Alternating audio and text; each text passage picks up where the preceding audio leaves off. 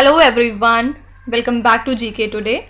और ये है हमारी daily UPSC prelims model and previous questions analysis की क्विज सीरीज, जिसमें हम हर दिन एक क्विज करेंगे और डेली उसमें 5 क्वेश्चंस होंगे जिनको हम प्रॉपरली डिस्कस करेंगे, हर स्टेटमेंट को अच्छे से एनालाइज करके। ठीक है, तो आज की क्विज हम स्टार्ट करते हैं और फर्स्ट क्वेश्चन पे चलते हैं। Consider the following statements about the commission for agricultural cost and prices, that is CACP। CACP के बारे में आपको 2 स्टेटमेंट्स यहाँ पे दिए हैं और फिर आपको बताना है कि इसमें से कौन सा स्टेटमेंट सही है। क्या सिर्फ फर्स्ट सही है, सेकंड सही है, या दोनों ही ठीक है, या फिर इनमें से कोई भी स्टेटमेंट सही नहीं है। तो यहाँ तक आप तब पहुँच पाएंगे जब आप इन स्टेटमेंट्स को प्रॉपरली एनालाइज करेंगे और आप समझेंगे कि इस स्टेटमेंट में कौन सी बातें ठीक है और कौन सी नहीं। तो फर्स्ट स्टेटमेंट यहाँ पे दिया हुआ है, it is mandated to recommend minimum support prices. क्या जो ये बॉडी है commission for agricultural cost and prices, ये जो है मिनिमम सपोर्ट प्राइस को रिकमेंड करती है। यस, ये बात बिल्कुल ठीक है। और सेकंड स्टेटमेंट यहाँ दिया हुआ है, union agriculture minister is the ex officer chairperson of this commission. जी नहीं, ये बात ठीक नहीं है। तो CACP की यहाँ पे बात करें तो ये एक अटैच्ड ऑफिस है ministry of agriculture and farmers welfare में, गवर्नमेंट ऑफ इंडिया के अंडर में। और ये कब एग्जिस्टेंस में आ गया था? इन जनवरी 1965। प्रेजेंट में अगर बात करें तो इस कमीशन में एक चेयरमैन होते हैं, मेंबर सेक्रेटरी होते हैं, 1 मेंबर जो कि ऑफिशियल है और 2 मेंबर्स नॉन ऑफिशियल होते हैं। और याद रखिएगा, ये जो बॉडी है ये रिकमेंड करती है मिनिमम सपोर्ट प्राइसेस को। ठीक है, तो यहाँ पे फर्स्ट सही है, सेकेंड रॉन्ग है, तो आंसर हो जाएगा only 1। Answer is option number A। ठीक है, तो इस फॉर्मेट में हम आगे बढ़ेंगे, हर स्टेटमेंट को प्रॉपरली एनालाइज करेंगे और देखेंगे कौन सी बातें उसमें ठीक है और कौन सी नहीं। सेकंड क्वेश्चन डिस्कस करते हैं। कंसीडर द फॉलोइंग ऑर्गेनाइजेशंस, जिसमें आपको 4 ऑर्गेनाइजेशन दिए हुए हैं। How many of them have Asian countries as their members.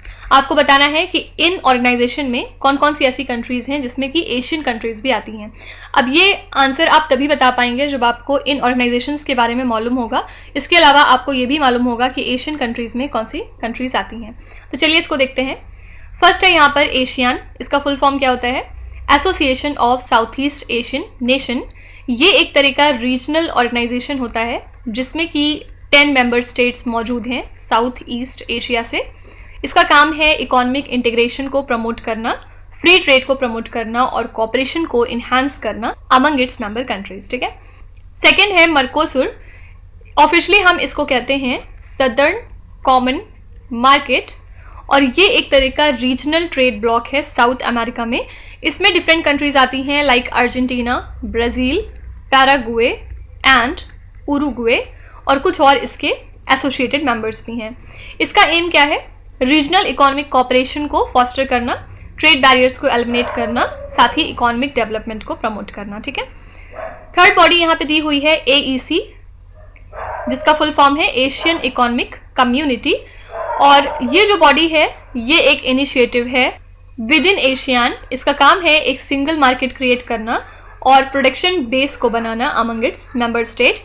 Basic aim इसका है इकोनॉमिक इंटीग्रेशन को इन्हांस करना, ट्रेड लिबरलाइजेशन को प्रमोट करना और फैसिलिटेट करना फ्री फ्लो ऑफ गुड्स को, साथ ही साथ सर्विसेज और इन्वेस्टमेंट्स को विद इन द रीजन। ठीक है, लास्ट यहाँ पे कैरिकॉम मतलब कैरिबियन कम्युनिटी और ये एक रीजनल ऑर्गेनाइजेशन है जिसमें कि 15 कैरिबियन कंट्रीज इन्वॉल्व हैं। इसका एम है इकोनॉमिक इंटीग्रेशन को वंस अगेन प्रमोट करना, कोऑपरेशन और कोऑर्डिनेशन को इन्हांस करना among its member state. Basic focus इसमें किया जाता है ट्रेड, डेवलपमेंट और रीजनल सिक्योरिटी के ऊपर। ठीक है, तो याद रखिएगा यहाँ पे आंसर है सिर्फ और सिर्फ option number B, that is only 2। यहाँ पे अगर हम एक और बॉडी की बात करें जो कि है नाफ्टा, फुल फॉर्म क्या है? North American free trade agreement.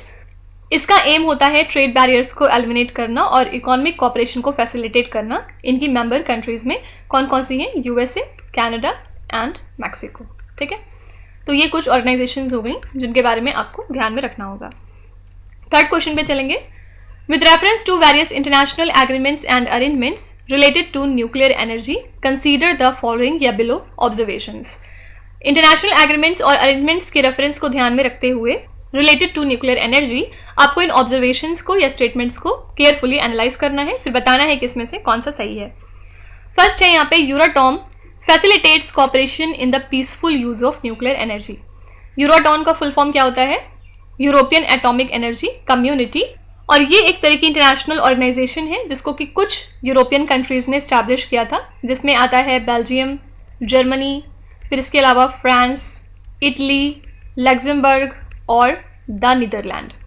इसका काम है कोऑपरेशन को फैसिलिटेट करना न्यूक्लियर एनर्जी के पीसफुल यूज़ को लेके, जिसमें कि न्यूक्लियर इंस्टॉलेशंस का जो शेयरिंग है वो भी इंक्लूडेड होता है, साथ ही रिसर्च फैसिलिटीज़ को अमंग इट्स मेंबर स्टेट्स। ठीक है, तो यहाँ पे ये बिल्कुल ठीक है। सेकेंड है, international atomic energy agency facilitates the direct sharing of information about nuclear installations among the member countries. ये जो बॉडी है, क्या ये फैसिलिटेट करती है इंफॉर्मेशन के डायरेक्ट शेयरिंग को अबाउट द न्यूक्लियर इंस्टॉलेशंस इनके मेंबर कंट्रीज में? तो ये एक तरह की इंटरनेशनल ऑर्गेनाइजेशन है जो कि peaceful use of nuclear energy को प्रमोट करती है और इंश्योर करती है कि नॉन प्रोलिफरेशन हो सके न्यूक्लियर वेपन्स का।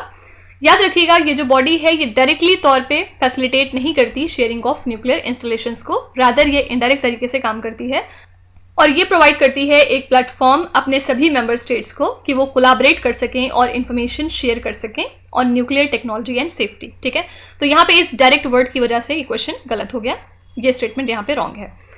Nuclear supply groups regulates the export of nuclear materials. NSG एक मल्टीनेशनल बॉडी है जिसमें कि ऐसी कंट्रीज इन्वॉल्व होती हैं जो कि अपने न्यूक्लियर मटेरियल्स का जो एक्सपोर्ट है उसको रेगुलेट करना चाहती हैं, ना सिर्फ न्यूक्लियर मटेरियल्स बल्कि डिफरेंट इक्विपमेंट्स और टेक्नोलॉजीज भी। तो थ्रू द एनएसजी की गाइडलाइंस जो मेंबर स्टेट्स हैं वो कोऑपरेट करते हैं कि वो किस तरह से इंश्योर कर सकें responsible transfers of nuclear related items को, जिसमें कि न्यूक्लियर इंस्टॉलेशंस और टेक्नोलॉजीज भी इन्वॉल्व होती हैं। ठीक है, तो यहाँ पे एक्चुअली देखा जाए तो फर्स्ट वाला बिल्कुल ठीक है और सेकेंड वाला रॉन्ग है, थर्ड वाला भी बिल्कुल ठीक है। तो यहाँ आपसे पूछ रहे हैं how many of the above statements is are correct. आपको ये चीज़ें ठीक से पढ़ने की ज़रूरत है। यहाँ पे ये नहीं पूछा जा रहा है कि इसमें से कौन कौन से ठीक हैं, सिर्फ पूछा जा रहा है कि इसमें से कितने स्टेटमेंट ऐसे हैं जो सही हैं। तो आपने यहाँ पे देखा कि 2 स्टेटमेंट ठीक हैं और तीसरा गलत है, तो यहाँ पे आंसर हो जाएगा ओनली 2 स्टेटमेंट्स। अब यहाँ पे ये नहीं दिया हुआ है ऑप्शन में कि only 1 is correct, only 2 is correct. अगर इस फॉर्म में दिया होता तो आप टिक करते ओनली 1 and 3 आर करेक्ट। ठीक है, तो ये क्वेश्चन यहाँ पे जरूर समझा करिए कि स्टेटमेंट में लिखा क्या है। कभी कभी यहाँ पे ये भी लिखा होता है कि how many of them are incorrect, तो ये जरूर ध्यान से पढ़ लिया करिए। नेक्स्ट क्वेश्चन पे चलेंगे। Many countries such as North Korea, Burma etcetera ban possession of a satellite phones and possessing the satellite phones is illegal over there. In this context, please consider the following. बहुत सारी ऐसी countries हैं like north Korea और Burma जहाँ पे satellite phones को possess करना ban है टोटली और ये इलीगल है। इस कॉन्टेक्स्ट में यहाँ पे आपको 3 स्टेटमेंट्स दिए हुए हैं और आपको फिर बताना है कि कौन कौन सा इसमें से सही है। फर्स्ट स्टेटमेंट दिया हुआ है satellite phones usually bypass local telecom systems and pose a threat to government. क्या जो हमारे सैटेलाइट फोन्स हैं वो लोकल टेलीकॉम सिस्टम को बाईपास कर देते हैं और ये एक तरीका गवर्नमेंट के लिए थ्रेट हो जाता है? तो ये बिल्कुल ठीक है। यही रीज़न है कि नॉर्थ कोरिया जैसी कंट्रीज़ में जो यूज़ है सैटेलाइट फोन्स का उसको बैन किया गया है।